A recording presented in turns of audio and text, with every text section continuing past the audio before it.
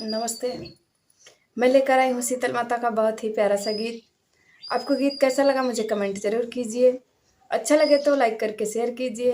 और मेरे चैनल पर अगर पहली बार आए हैं तो मेरे चैनल को सब्सक्राइब ज़रूर कीजिएगा। रिक्वेस्ट है आप लोगों से। चलिए सुनाते हैं। गंगा पैठी मैया करिया सननवा हो पुरैनी पतवना मैया चुनरी पसारे हो पुरैनी पतवना गंगा पैठ मैया करिया सननवा हो पुरैनी पतवना मैया चुनरी पसारे हो पुरैनी पतवना मैया चुनरी पसारे हो पुरैनी पतवना कहिया सननवा मैया पूजा करे बैठे हो लिखन लगली ना उजे अपन नेवतवा हो लिखन लगली ना कहिया सननवा मैया पूजा करे बैठे हो लिखन लगली ना उजे अपन नेवतवा हो लिखन लगली ना उजे अपन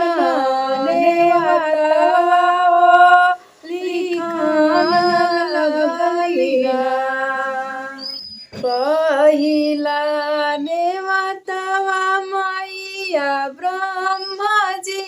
के लिखली हो देखन आई हना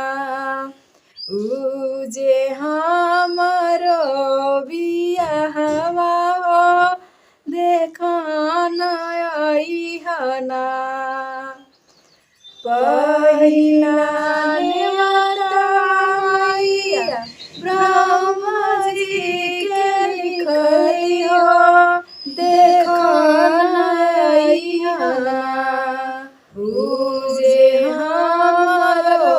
बियाहवा हो देखन आई हना उजे हमरो बियाहवा हो देखन आई हना चिठिया बजत ब्रह्मा माने मुस्काने हो देखन जइबो ना उजे दुर्गा के बियाहवा हो देखन जइबो ना चिठिया बजत के ब्रह्मा माने मुस्काने हो देखन जइबो ना उजे दुर्गा के बियाहवा हो देखन जइबो ना उजे दुर्गा के बियाहवा हो देखन जइबो ना दूसरा ही चिठिया मैया विष्णु जी के लिखली हो देखन आई हना उजे हमरो बियाहवा हो देखन आई हना दूसरा नेवतवा मैया विष्णु जी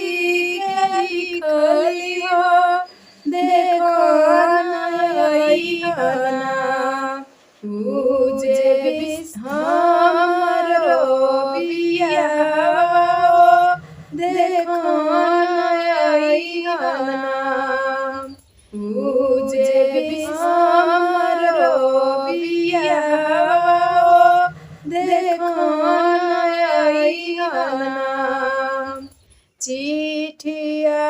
बचत के विषाणु माने मुस्काने हो देखा न जइबो ना उजे दुर्गा के बियाहवा हो देखा न जइबो ना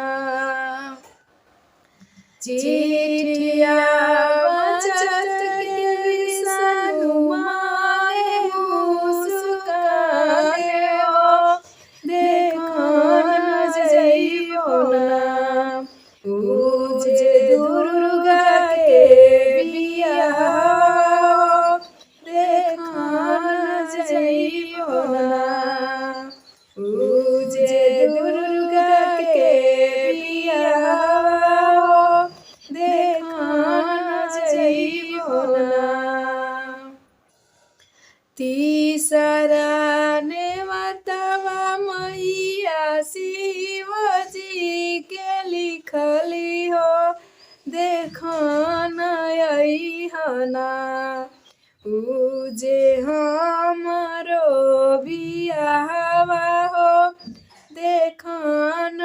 अइहना तीसरा नेवतवा मैया शिवजी के लिखली हो देखा न अइहना उजे हमरो बियाहवा देखा न अइहना उजे हमरो बियाहवा देखा न अइहना चिठिया बचत के शिवाजी माने मुस्काने हो देखा न जइबो ना उजे दुर्गा के बियाहवा हो देखा न जइबो ना चिठिया बचत के शिवाजी माने मुस्काने हो देखा न जइबो ना उजे दुर्गा के बियाह देखा न जइबो ना उजे दुर्गा के बियाह देखा न जइबो ना असिया को समैया तमुआ तनावे हो 84 को सना मैया माड़वा तनावे हो 84 को सेना